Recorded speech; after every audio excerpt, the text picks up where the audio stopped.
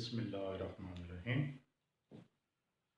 आज second year की बारी है और आज मेरा लेक्चर है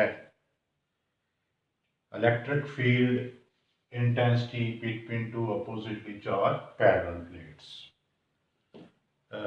गाउस लॉ की third application, it is third application of Gauss law, electric field intensity between two oppositely charge parallel plates.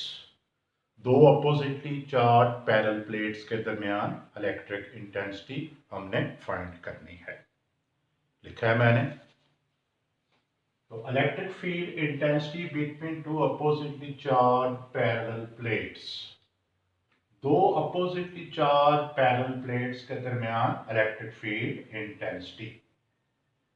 Consider two parallel flat plates of some conducting material separated by vacuum.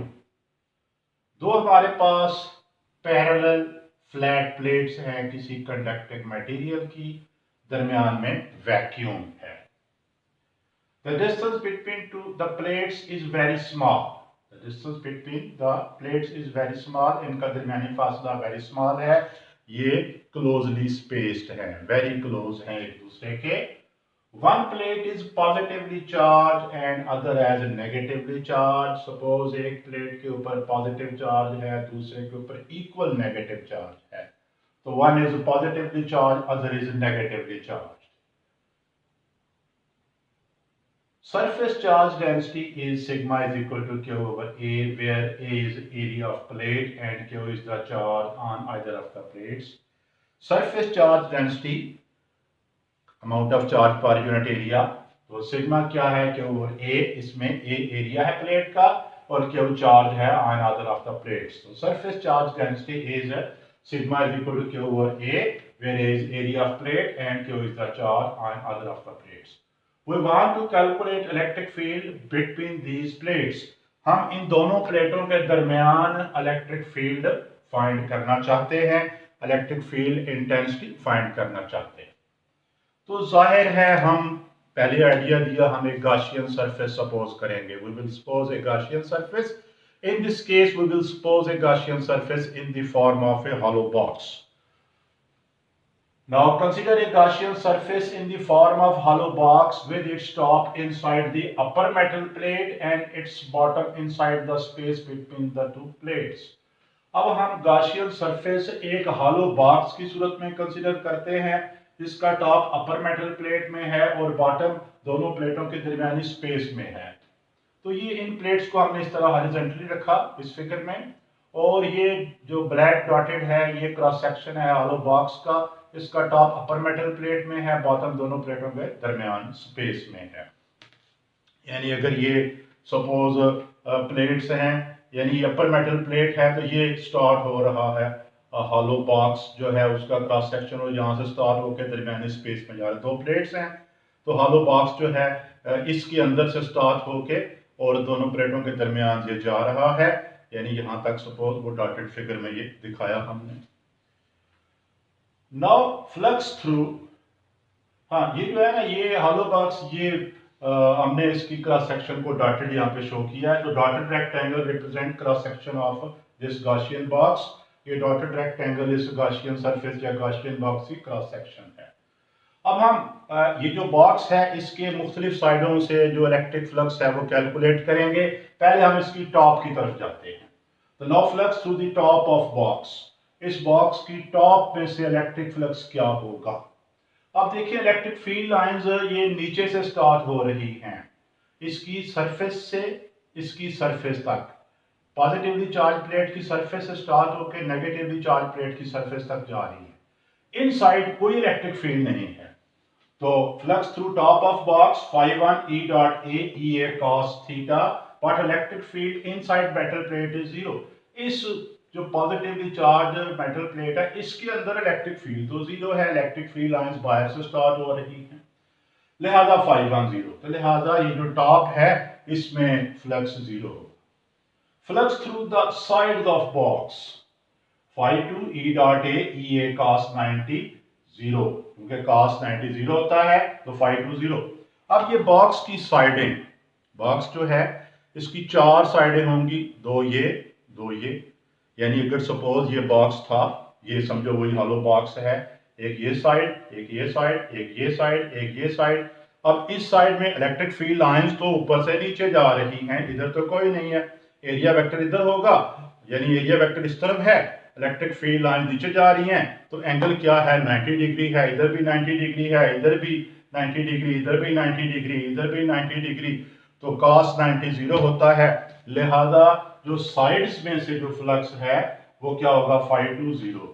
तो φ1 जो top में flux 0, φ2 side से flux 0। अब हम इसकी bottom की तरफ जाते हैं, इसको मैं मिटा के फिर लिखता हूं, बॉटम की तरफ जाते हैं। अब इसका final part, the flux through the bottom of Gaussian box. जो गॉसियन बॉक्स हमने कंसिडर किया हुआ है कि बॉक्स टॉप में फ्लक्स 0, साइडों से फ्लक्स 0, अब उसका बॉटम बेस। अब देखिए अगर बॉटम है तो सारी फील्ड लाइंस उसमें से क्रॉस होंगी, ये जो नीचे वाला है सारी मैक्सिमम उसमें से पास होंगी।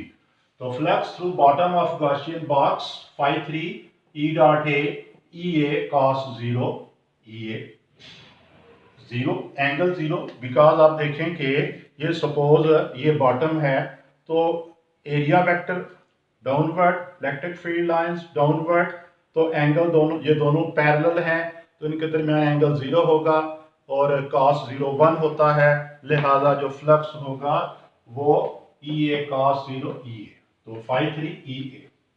अब हम टोटल इलेक्ट्रिक फ्लक्स लिख लेते हैं जो गॉसियन सरफेस या गॉसियन बॉक्स में से है। So total flux through Gaussian surface φ is equal to φ1 plus φ2 plus φ3। ये टोटल फ्लक्स तीनों फ्लक्सेस को हमने ऐड कर दिया, तो ये φ1 0 था, φ2 0 था, φ3 ये आया, तो φ is equal to 0 plus 0 plus 0 plus EA, तो φ is equal to EA। This is equation 4 by Gauss's law. अब हम गॉसेस लॉ इसके ऊपर अप्लाई करते हैं, φ is equal to Q over epsilon naught, लेकिन but Q is equal to sigma A, Q is equal to sigma was equal to Q over A, तो Q is equal to sigma A। Using this value in this equation, तो φ is equal to sigma A over epsilon naught, यानी अब ये Gauss's law की term जो है वो इस तरह हो गई, φ is equal to sigma A over epsilon naught. This is equation 5। Comparing equation 4 and 5, हम इन दोनों को कंपेयर करते हैं। Comparing equation 4 and 5, left side φ E दोनों की, तो राइट भी इक्वल होगी, तो EA is equal to sigma A over epsilon naught. Compare किया तो EA is equal to sigma A over epsilon naught, A दोनों तरफ कैंसिल हो जाता है, तो E is equal to sigma over epsilon not. ये मैग्नीट्यूड आ गई इलेक्ट्रिक इंटेंसिटी की दोनों प्लेटों के दरमियान इन वेक्टर फॉर्म। अब हम यूनिट वेक्टर यूज करेंगे क्योंकि ये वेक्टर क्वांटिटी है electric intensity. E vector is equal to sigma over epsilon naught into r hat. E vector is equal to sigma over epsilon naught into r hat, where r hat is unit vector directed from positive plate towards negative plate. R hat unit vector है जो कि electric intensity की direction दे रहा है, and that is directed from positive plate to negative plate. तो इस तरह ये जो थर्ड एप्लीकेशन है गॉसेस लॉ की, ये इसको हम कंक्लूड करते हैं, ये ख़त्म होती है, और ये तीसरी एप्लीकेशन थी उसकी। उम्मीद आपको समझ आई होगी। ओके, अल्लाह हाफिज़। अब मैं इसके चंद MCQs आपको एक्सप्लेन करता हूँ। ये चंद MCQs गॉसेस लॉ से रिलेटेड मैंने बोर्ड पे लिखे हैं। Number 1, Gauss's law can be applied to curve surface, flat surface, surface of any shape, close surface. Gauss's law apply कर सकते हैं आप कर्व सरफेस पे या फ्लैट सरफेस पे या सरफेस ऑफ एनी शेप या क्लोज सरफेस। तो गॉसेस लॉ अप्लाई हम करते हैं क्लोज सरफेस पे, इसीलिए बाज हमने एप्लीकेशंस में देखा कि अगर सरफेस भी क्लोज नहीं थी तो हम एक क्लोज गॉसियन सरफेस कंसिडर करते थे। तो गॉसेस लॉ हम अप्लाई करते हैं क्लोज्ड सरफेस के ऊपर। Second MCQ, electric intensity inside a hollow charge sphere is। एक hollow charge sphere के अंदर इलेक्ट्रिक इंटेंसिटी क्या होगी, sigma over epsilon not, sigma over 2 epsilon not, 2 sigma over epsilon not 0। तो एप्लीकेशन इसमें एक जो सफ़ियर है बाहर से, चाहे उसको ऊपर चार्ज हमने दिया हुआ है तो उसके अंदर इलेक्ट्रिक इंटेंसिटी 0 होती है। ये फर्स्ट एप्लीकेशन थी गाउस लॉ की। Number 3, electric field intensity due to an infinite sheet of charge. Electric field intensity due to an infinite sheet of charge. Electric field intensity infinite sheet of charge की वजह से क्या होती है? E sigma over epsilon not, E sigma over 2 epsilon not r है, ये था sigma over epsilon not r है, ये sigma over 2 epsilon not r है, E2 sigma over epsilon not r है, E sigma over epsilon not r है। तो इसमें हम देखते हैं ये एप्लीकेशन, ये इसमें ऑप्शन बी इसमें आता है कि electric field intensity between two electric field intensity due to an infinite sheet of charge ये है। फिर fourth, electric intensity between two oppositely charge parallel plates. Third application, तो electric field intensity between two oppositely charge parallel plates. A sigma over 2 epsilon not r है, B sigma over epsilon not r है, C epsilon naught over sigma r है, D 0। तो इसमें ये B option आता है कि sigma over epsilon naught into r है। Last fifth, electric field intensity between two equal and likely charge plates. दो इक्वल और लाइकली चार्ज पैरेलल प्लेट्स हैं, उनके दरमियान इलेक्ट्रिक फील्ड इंटेंसिटी क्या होगी? E sigma over 2 epsilon naught, E sigma over epsilon not r है, E epsilon naught over sigma r है, D 0।